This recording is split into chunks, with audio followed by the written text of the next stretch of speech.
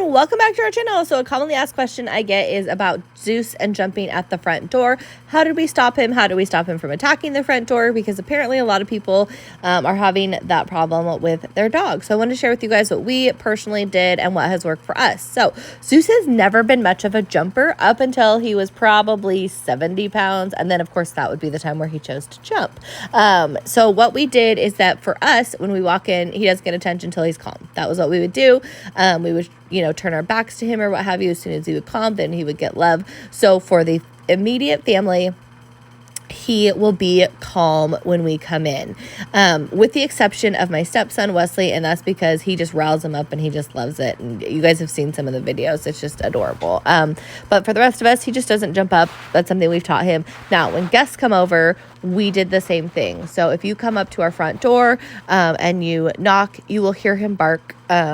And then we will tell him, go lay down, or we will just hold on to his collar and kind of walk him back a few steps. We generally do that to show him, you need to stay calm. And it has worked for Zeus. Zeus is not a huge jumper. I will say there is one other person that Zeus will jump, and that is my mother. And he gets so excited that he cries when he sees her. He just absolutely loves her. She was one of the people that helped pick him up. And so I think that has kind of created this special bond where he just absolutely adores her. And so for that one, we'll kind of stay near him just to make sure that he doesn't jump, because if we let him, he would bombard her 110%, but it's just because he loves her so much. So yeah, for us, you just don't give attention at all at the door, and or you don't give attention until they're calm, and that is what has really worked for us.